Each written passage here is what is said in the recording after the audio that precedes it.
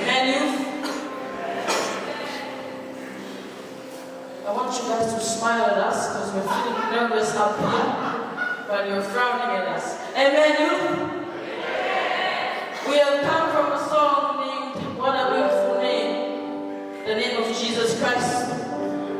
And we're now coming to a song of Beulah. It reminds us all that everything we do, about everything we do, about everything we have, we should always remember that above all, when Jesus died on the cross, he was thinking of you and me.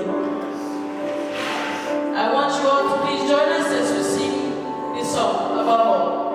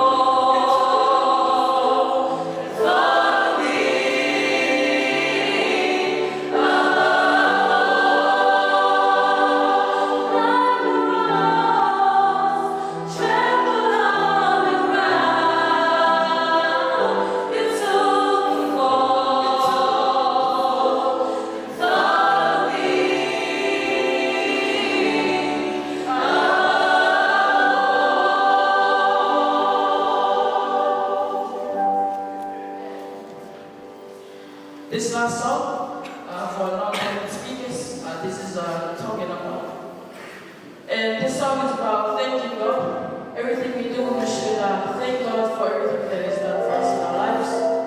We should not be forgetting the one and only person, even though we are sinners, but we should still thank Him because He has given us everything that we needed. Katani kamu kafata apa itu boleh fast ini, demi dia boleh.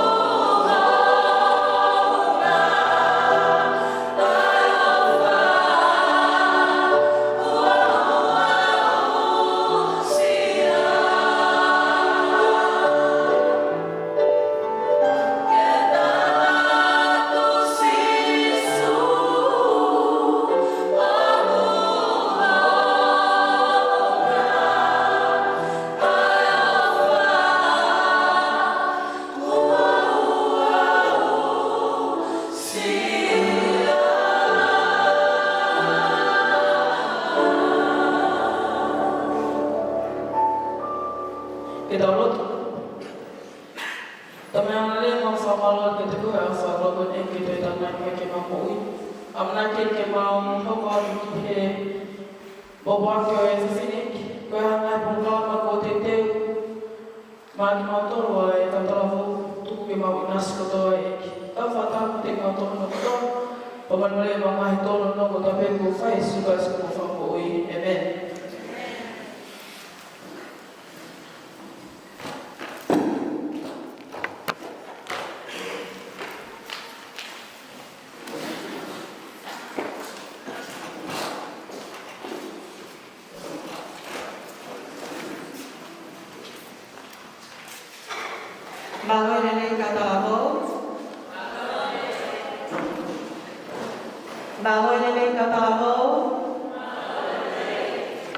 God is good, and all the time. Te whaamu peke koe tā rātu God is good, ka ke koe tārima. Koe tai mi ko plene ia e o tua, o kukau me nai a he leo e si I ka tā rāwau. God is good, and all the time. Amen, mālo. O go whiewhia, ke tātari lele ko toa ki mūtore ka tā rāwau, ke he whiawhi whakakoloa ko e ni. Ko e whiawhi ko e ni, ne whai hono whakaino ngai, pe whai hono honu monuki. Ka koe matai koloa ko e whiawhi ni. Koe tau ka whakataha. Mo oni nei kai hong e whai ngā taa, lahi koe ngahi pōle. Ne tau me whihi atu uai o ta whia. Ka koe whakawhitai anga o whiawhini.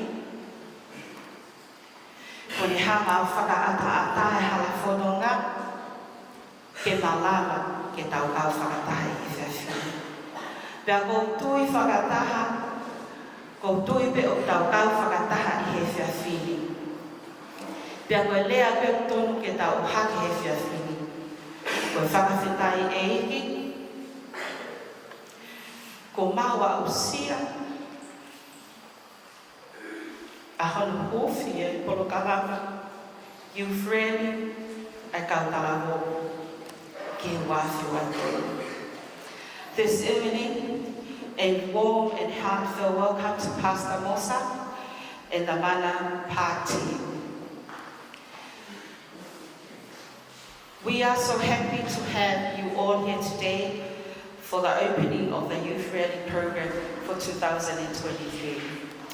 I would like to acknowledge that today's gathering was made possible because of the boundless love and grace of our Heavenly Father.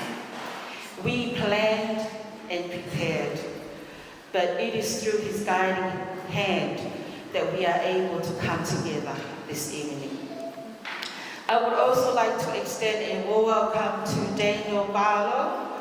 I believe I and the rest of the youth cannot wait to listen to the message that you are going to share with us this evening. God bless you. Welcome once again, and it is my hope that we come together, we uplift one another and grow in faith. Wishing you all a wonderful evening as we fellowship together in the presence of our gracious God. I would like to invite you all to close your eyes, and I'll say a short prayer. Heavenly Father, we humbly come before you this evening with grateful hearts. We thank you for bringing us together for this youth rally and for the opportunity to grow in faith. We ask for your guidance and presence throughout this evening's program. May your love and wisdom fill every word spoken, every song sung, and every interaction shared. Bless Pastor Mosa, the Manna Park team, and Daniel Beulah as he lead and share your message with us. May this gathering be a source of inspiration, encouragement, and transformation in each of our lives. In Jesus' name we pray. Amen.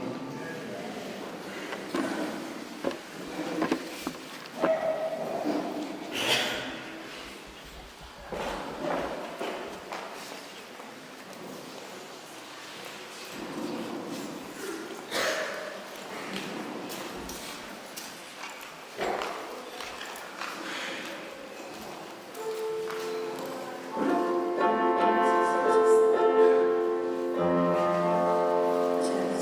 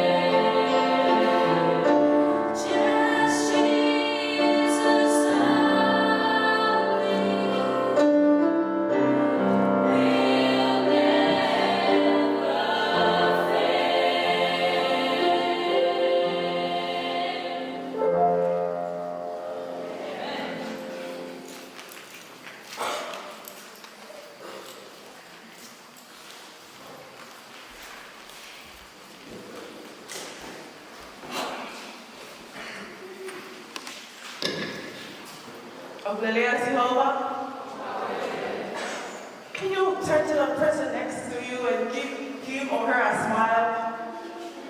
From on your back of praise and worship, don't go frowning from the back. Because by the Malia, when you go to Kumaya and Patonia and the out, que o Hagao from Feiloa, ya to Hagao for out, or you may fall out. Where you see that?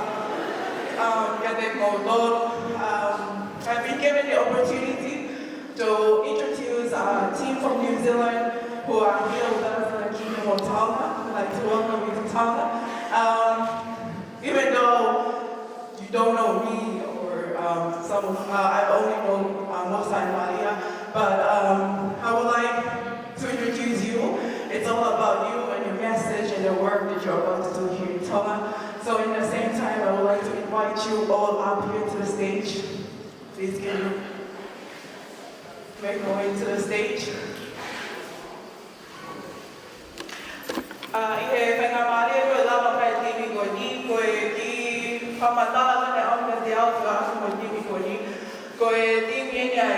Correct me if I'm wrong,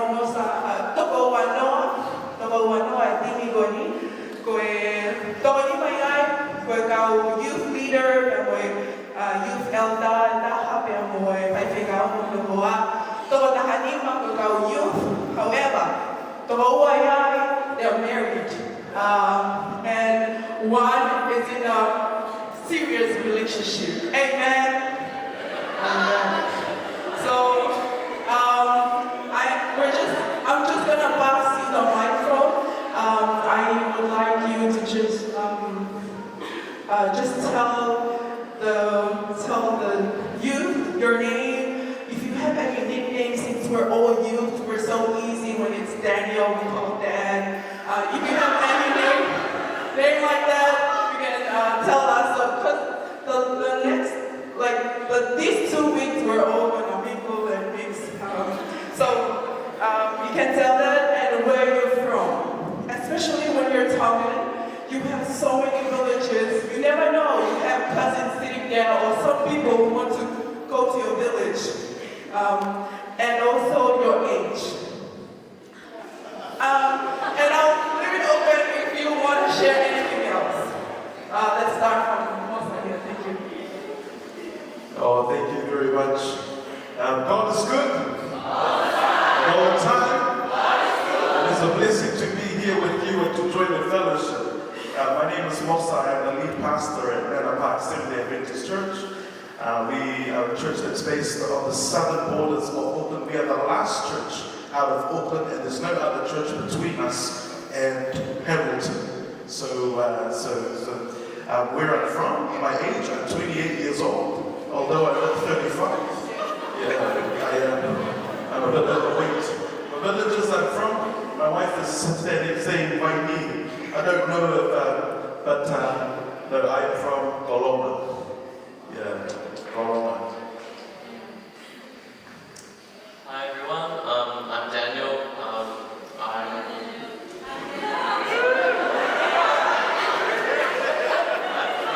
I'm from Auckland and I'm 16.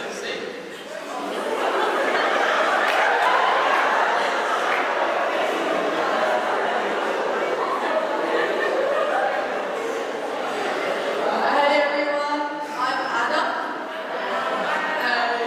I'm actually from Australia, so sorry to disappoint you. I'm not New Zealander, but I'm from the Sunshine Coast, and it's a good place, and I'm 29. I can hear some. Oh, sorry, Mary.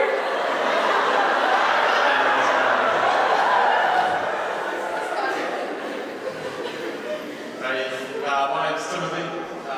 We'll turn for short. Thanks, Tim, everyone. Say hi, Tim. Thanks, guys. I feel really well.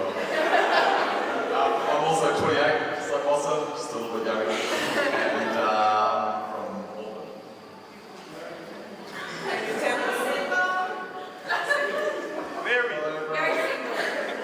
I'm Jude, I'm from Auckland and I'm 16 years old. Hey everyone, my name is Caleb.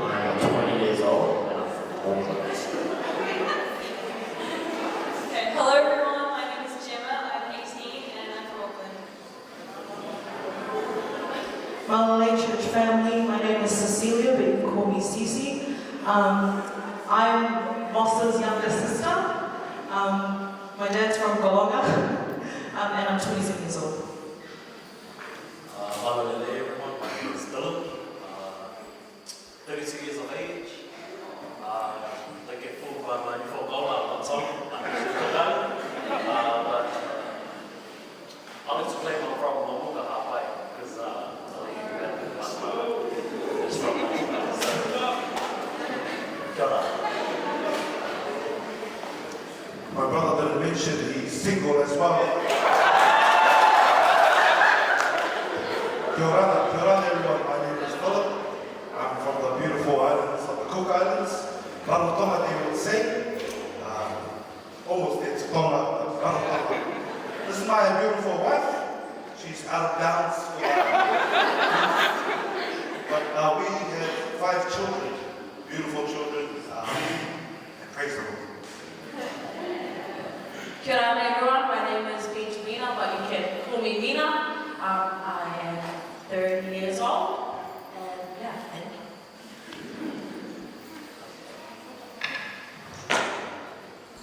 Ara rei, mara tawa ke whawhini a kataro, ko iwa ko Maria.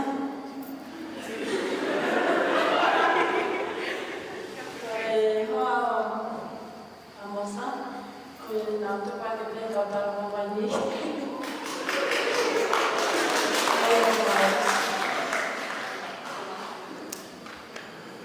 Kia ora everyone. My name is Tofilao Itula Wopati. After saying that long name, but you can call me La for short. I'm married. I have 3 beautiful kids and a beautiful wife at home. So I've got 3 kids that they will be arriving in Tonga. I'll say maybe one will be tomorrow. Tuesday, and the other 2 will be here on Wednesday. Man, when I landed in Tonga, honestly, I felt like I was at home. I was born in Samoa. And I went to NZ when I was about 9 years old. So coming back to the islands, it's one of the best things I've done. And I looked around in the Tongan Island. Is such a beautiful place. And man, you guys can put on feed. I have never eaten so much in my whole entire life. It's like breakfast and, so much food, but beautiful. Thank you so much for your kindness. Thank you for your smiles. Thank you for welcoming us. Truly blessed to be here. Hello everyone, my name is Kate and I have the privilege to be the youth leader for Manna Park SDA Church. I am currently living in New Zealand, but I am from Australia. Can I hear an Aussie, Aussie, Aussie? I'm 35 years old and yeah, I'm married to Jesus.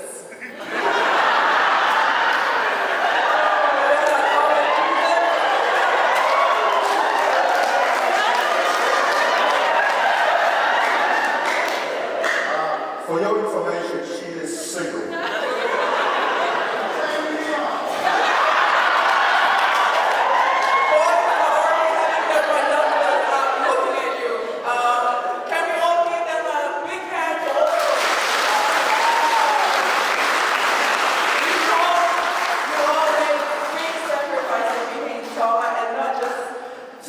God's word, but also to show action, allowing action to taking Beulah College, and we appreciate all the hard work you've done. And we hope for those single ones to get double one here. And if you're married, don't think about it, go back home. And thank you very much for your time. Thank you. You may. Yes.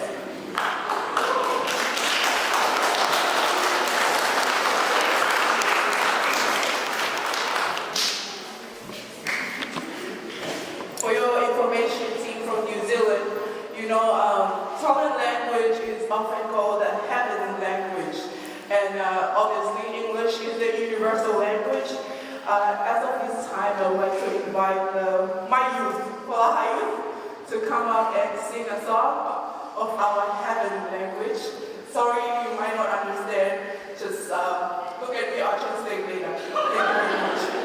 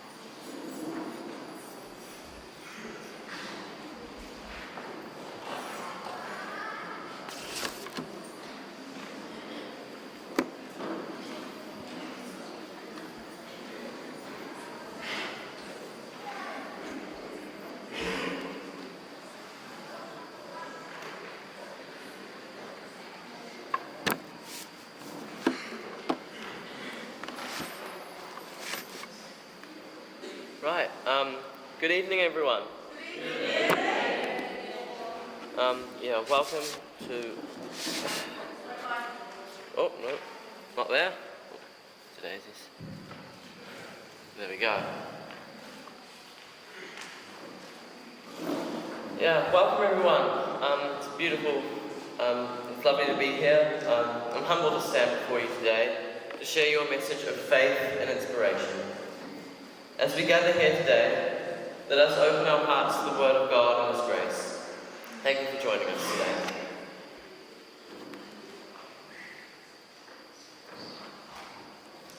Maximilian Kolbe was born in Poland and became a priest and missionary.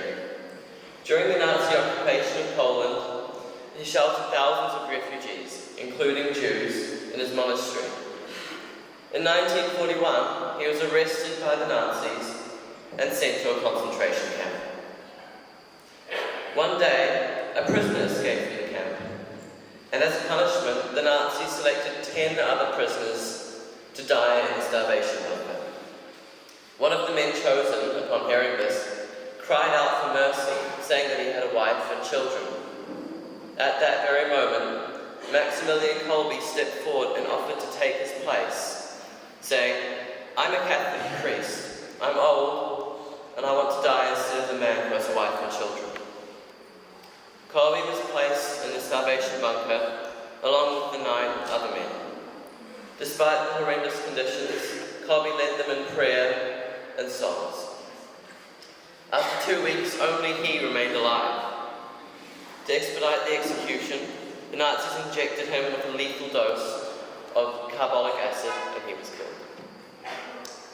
Maximilian Kolbe's selfless act of sacrificing his life for strangers exemplifies the message of love and selflessness, putting the other man's life before his own. We can see a strong similarity between this man's selfless sacrifice and a man who died to save the entire human race. That man was Jesus. Jesus was killed by means of crucifixion, one of the most painful forms of death, because he loves us unconditionally and wants to give us a way out from the punishment of sin. Let's say you owned your dream car. How willing would you be to give up the car of your dreams to a random person who doesn't even like it? That's effectively what Jesus did, except he didn't just sacrifice a possession for us. He literally got his hands and feet nailed into a post and was left to hang there to die, all because he wants you specifically to be with him in heaven. Now you might be wondering why Jesus had to go through all that to provide an avenue for us to escape sin from. Isn't he God? Couldn't he have just swept it under the rug and fixed everything immediately? Well, the reason is that God is perfect in every way, and he's all-powerful, but there is one thing he can't do. And that one thing also happens to be something he hates and will ultimately destroy, and that's sin. If God had ignored it and moved on, then that wouldn't mean he was a just God, and all of heaven and the angels would have served him in fear, wondering what sin he would destroy and what ones he would ignore. It would also have meant that banishing Satan from heaven was not fair. Sin would run rampant. Because of this, God made the judgment that we find in the beginning of Romans 6:23. The wages of sin is death. We are all sinners, so we are then all worthy of death. But we see the sacrifice Jesus made to take our punishment for our consequences in the second half of that verse. But the gift of God is eternal life through Jesus Christ our Lord. Before Jesus was killed, while he was praying in the Garden of Gethsemane, the weight of every sin we've made and everyone else's in the world was placed upon his shoulders. A few years ago, there was a massive earthquake around Japan. The destruction was devastating, crumbling homes and other buildings. Rescue teams were sent out to try to help any people who were trapped or needed medical attention. One team arrived at the crumpled house of a young woman and began searching for any signs of life. As they were looking, they saw a narrow crack in the wall and peeked through it to see the figure of this young woman who looked dead, but was in a very strange position. She was in a bowed down worshipping pose.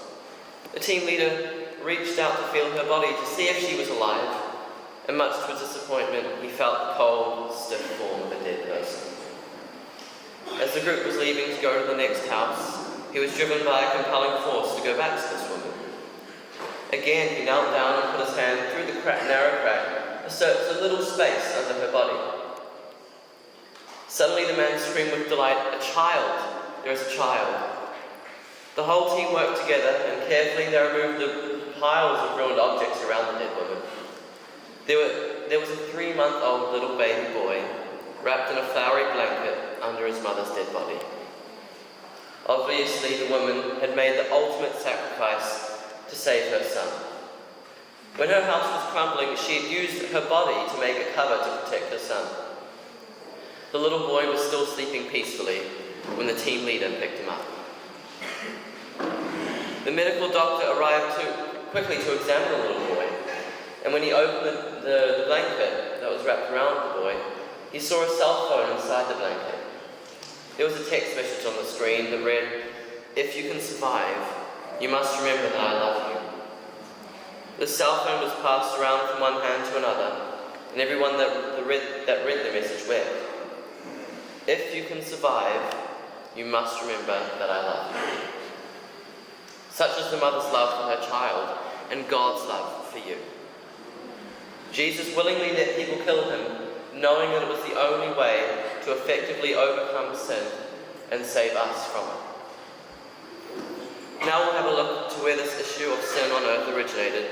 So let's turn our Bibles to Genesis 3, verse 1 to 6, where we see Satan tempting Eve to sin. Genesis 3, verse 1 to 6. I've got on the screen. Now the serpent was more cunning than any beast of the field which the Lord God had made. And he said to the woman, "Has God indeed said, 'You shall not eat of every tree of the garden'?" And the woman said to the serpent, "We may eat the fruit of the trees of the garden, but of the fruit of the tree which is in the midst of the garden, God has said, 'You shall not eat it, nor shall you touch it, lest you die.' Then the serpent said to the woman, 'You will not surely die, for God knows that in the day you eat of it, your eyes will be opened, and you will be like God, knowing good and evil.' So when the woman saw that the tree was good for food, and it was pleasant to the eyes, and a tree desirable to make one wise, she took of its fruit and ate. She also gave to her husband with her, and he ate."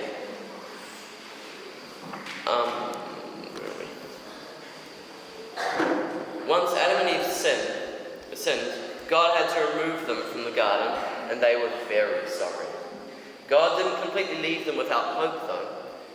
He gave them a promise which we can see now as a plan that took around 4,000 years to come true. Let's look at that promise by skipping forward a few verses to Genesis 3:15, which says, "I will put enmity between you and the woman, and between your seed and her seed. He will bruise your head, and you shall bruise his heel." God is prophetically speaking to Satan in the form of a snake here, pronouncing his inevitable doom for leading Adam and Eve to sin, saying that one of her offspring would be the chosen one to destroy sin. After many generations of prophets, a worldwide flood, a man chosen by God to start a nation, and the judges and kings that followed, we arrive at the point in time when God's promise was reaching its crucial stages. The Roman Empire was ruling the Jews, and the Jews were anxiously looking for their courageous Messiah to destroy the Romans. Little did they know that the Messiah wasn't there for peace and a kingdom on earth. He was there to show the world what truly following God looked like, and to give us the ultimate, most pure form of love. All we really need to do is accept his sacrifice, and with his help, become more like him. We can learn how to be more like him by following his example in Scripture and obeying his commandments. You can't just have one or the other, though. We will not be saved just because of our works, and we can't be saved just because we love God. It needs to be serving others with love because we love God. By choosing to let God lead you, our old sinful ourselves will be put away, and God will be glorified through us. We can see this in what Ellen White says about Peter and his fall and redemption through Christ in Desire of Ages, page 812, which says, before his fall, Peter was always speaking unadvisedly, from the impulse of the moment. He was always ready to correct others and to express his mind, before he had a clear comprehension of himself or what he had to say. But the converted Peter was very different. He retained his form of fervour, but the grace of Christ regulated his zeal. He was no longer impetuous, self-confident, and self-exalted, but calm, self-possessed, and teachable. He could then feed the lambs as well as the sheep of Christ's flock. Like Peter, we must strip our pride and humble our hearts before God and ask Him to work through us whether we feel worthy or not. The peace that God gives us is perfect, and the strength that He gives us is beyond our understanding. Sadly, some people choose temporary happiness over God's eternal reward, and they lose their salvation because of it. Once in the land of Judah, there lived a young man. He was known for his wealth, his noble upbringing, and his sincere desire to follow God's commandments. This man had heard about a great teacher, a man named Jesus, who was known for his wisdom and teachings about the kingdom of God. Filled with curiosity and a longing for spiritual truth, he sought out Jesus one day. As he approached Jesus, he knelt down, a sign of deep respect and humility. "Good teacher," he began, "what must I do to inherit eternal life?"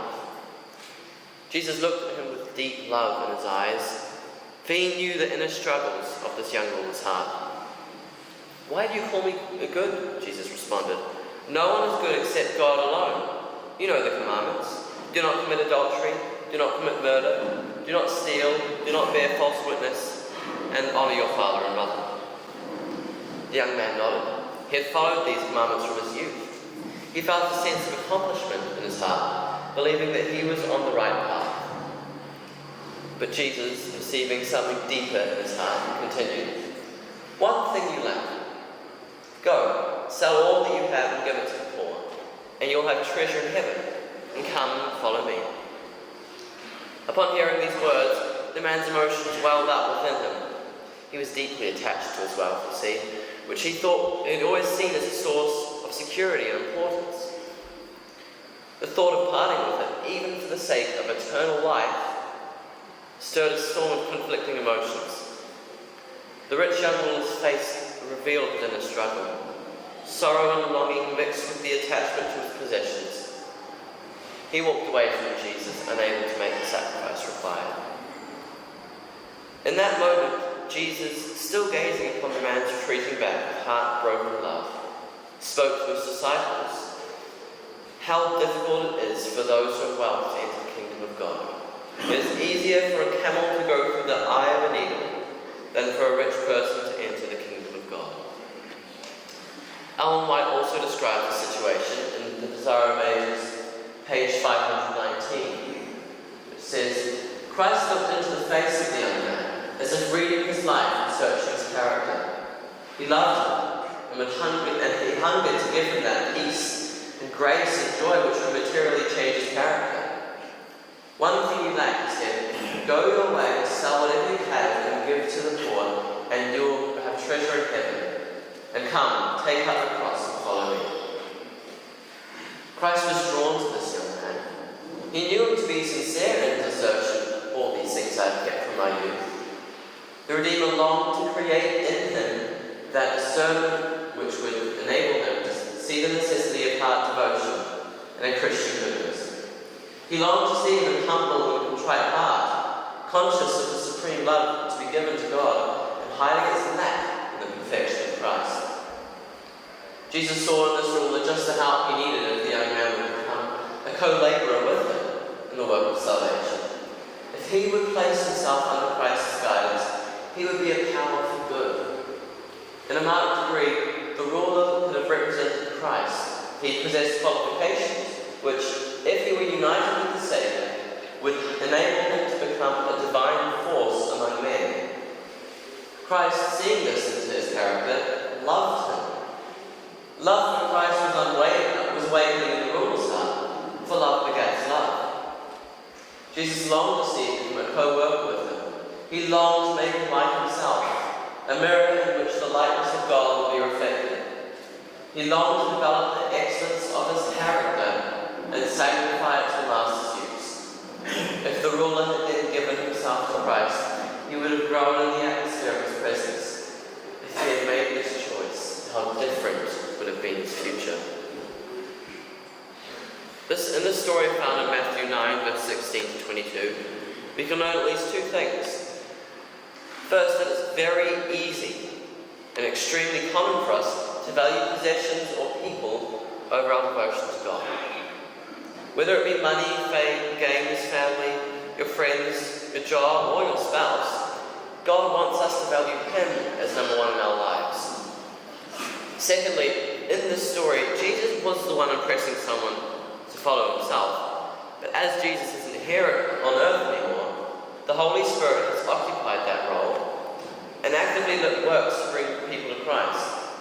Notice that in that story, how deeply the Saviour cared for that man, but never forced his way upon him.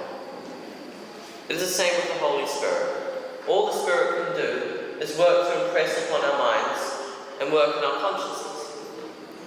This means that the Holy Spirit can make us aware of a sinful part of our lives and convict us to change it. But if we shrug it off and say to ourselves, "Oh, I'll work on that later," we lose the opportunity to let the Holy Spirit guide, and we can easily wander from God, making bad decisions. In light of this, I sincerely urge you throughout the messages for the rest of the week to act on the impressions of the Holy Spirit compelling your conscience. And please don't postpone His calling to you. In my life, I found that when I go to church or watch sermons online from these pastors with incredible testimonies about how they, for instance, had been heavily addicted to drugs or would rob people and mainly just lived a life deeply rooted in sin, and describe how they found God, stopped drinking or smoking. And don't get me wrong, I'm not saying those stories blow my mind and are a real example of the grace of God. But I would sometimes compare those life-changing stories to my life and think, what's my great story of conversion? I was brought up in a loving Christian home where I learned about God at a very young age and grew up going to church and reading my Bible. How can these things apply to me? But then I thought, what would be the one thing in my life that they really wish they had? And the very first thing I thought of was them always saying in the sermon, "If only I had known sooner." You see, even though some people might have an incredible testimony of their conversion, I and all other people like me grew up with the blessing of knowing God our entire lives. I think that's such an underrated thing. God loves us all the same, so whether we have a conversion story or not, He still cares for us. Pastor Moss is going to do our conclusion. Thank you. Stay here with me. I want to ask the praise and worship team if you get up, please. And as the praise and worship team comes up, let's do something special. As Daniel shares the story, he shares of an experience that's special and important. He shares of the love of Jesus, but also he shares that the love of Jesus is available to you today. Not only is the love of Jesus available to you today, but he shares it in a light that you can grasp it if you want to. And the heart of the Father is longing for you to identify sin as Daniel shared. Identify this rotting sin that's taking over so that the love of God can be amplified through you. And we want to start from the very beginning in giving you the opportunity. The opportunity to say yes. To say yes to God's moving in your life. And we're not going to do anything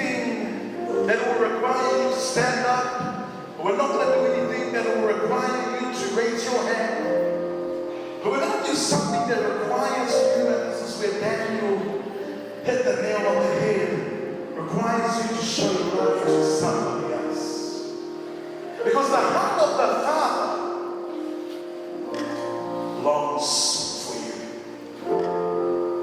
And so I'm going to invite you, and we're going to invite you, as the prayer team humbly sings a song, that you will turn to the person next to you, and that you will pray for them. But I want you, and I said we're going to be raw from the very beginning, I want you to share something that you're struggling with and that you need prayer for. Surrendering it all to the Lord. See that rich young man? He had turned his back. But today, Daniel is calling and giving you the opportunity so that you will make that choice and exposing whatever it is that's limiting you from receiving the glory of God. That today is the day that you will claim the Father's Son. Luke chapter 19, verse 10, for the Son of Man came to seek and save that was lost. And so Daniel and I, we invite you, if you can turn to the person next to you, and as young people of Tongatapu, let's pray together. Turn to the person next to you, and let's go into a time of prayer.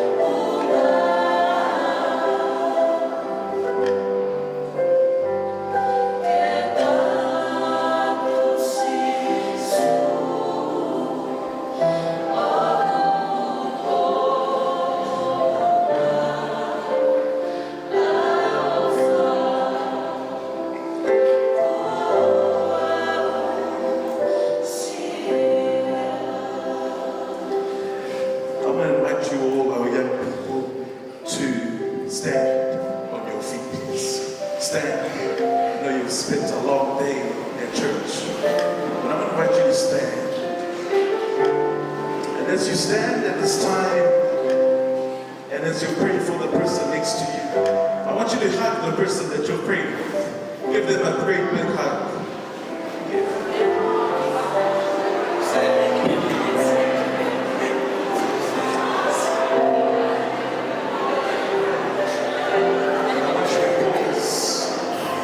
Pause at this time. As I pray for you. Let me pray for you. And as I pray, I want you to extend your arms like so. Extend your arms like so. Extend your arms like so. There's nothing wrong with extending your arms. Unless the person next to you snaps it, but that's okay. And let me pray for you. Father, we thank you for the word that's been imparted today. A word so true that encourages us to move from the kingdom of darkness into the kingdom of light. And we look forward to the duration of this week where we will hear your word being preached about your heart and soul man, and saw that the wages of sin was death. And then through your love for all of humanity, you sent your son Jesus Christ to die on the cross, so that all will come to you and all will accept this love. So we look forward to the word that will be imparted in the duration of the week. But also today we want to extend our hearts to you. With our arms stretched open, we say, Lord, to this week, today, we want to give to you the struggles in which we prayed for. We want to give to you all things that are holding us back in the kingdom of darkness. We want to give you all things that will restrict us and distract us from moving forward. We want to give it all to you, Lord. And at this time, we must surrender it all to you. And as we lift our voice in praise of you, as we give you our hearts, we pray that you will bless each and every person here this year, from the tip of their head to the soles of their feet. And we thank you that your heart longs to search for us, and it comes pursuing us. This is our prayer in the name of our Savior, Jesus Christ. Let God's church say, Amen.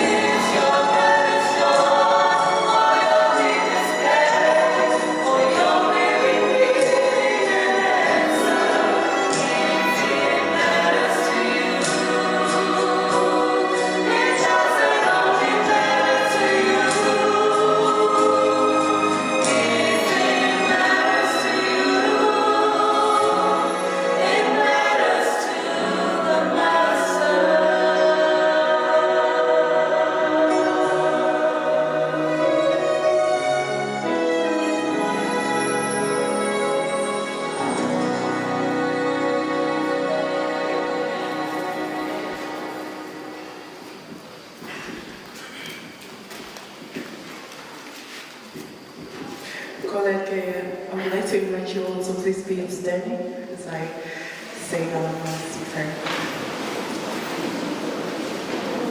Tamai mafukuna, tamai whanana whiona, e kuhuma wako e puani, a e te whamana ka te notola e okai tamai e heiki, iona ni pekia e kolosi ko ne whenga ke ne tauka poia ki mantol, ko ka longa hala. I kai ke saia e mga hiwanga, e lea mga whahako e mga ui. Mo kole ke a whiona e ki ke whahamua ai o whakoia ke ni whaunga whanai ki mga tolu. Ko hike mga te tewa kamapala ke he aki ko ke te tewa te ki mga tolu. Whaita koe ki na mua e tini a nisa, na wala mami usila ki he polkama wha e pangeni o koni ka maa mai ki ngā ue maari. Mo kone a whiona ke whaitoko nia e nau tolo anka te ngā tolo hei i ma maa lohi ke ngā ue mea whahako koe ni ka ngā ue me mai a whiona e ni. Kau i he whakakau kā mai loto o tala wonga whine mui ko toa pe ke kau taki o mau district Tongatapu, halasi o mau loto ke mau ta whoki ke a whiona e ni ki tai ni whamanu mulenga e tono no ko toa pe mau Mo'ui, mokone ngai mea katope, office guys, kama from Mo'ui, amen.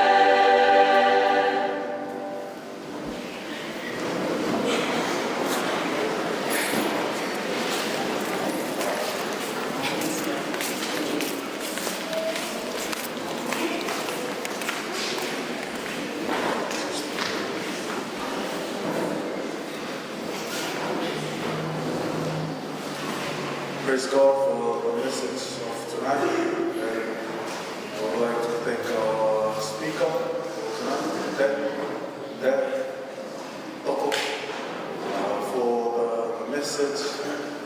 And we have all been blessed this evening.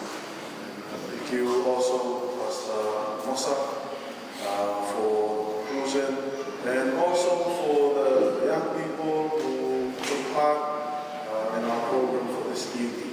The youth from Morocco, from Beulah, and the youth from Vakaua. And also our praise and worship team for leading out in our opening for our program this week. And we will be here the whole of this week for the evenings. We will start praise and worship at 6:30, and our program will start at 7. But praise and worship 6:30. Make sure to be here.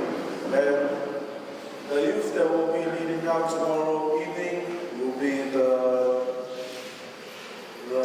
ones from Hake. For Motu, Beulah, and Hasini. They will be the youth leading out and our welcome and all those preliminary stuff. But our speaker for tomorrow evening will be Philip. So we are looking forward, we'll be praying for you, Philip, for our message for tomorrow evening. And I invite you, all the young people, and invite someone to come along with you for our evening worship tomorrow here at Vakaua Hall. Last announcement is that after this, we will have a little chat with our team from Manna. Come and say hi, and after that, we will have dinner for them provided by the youth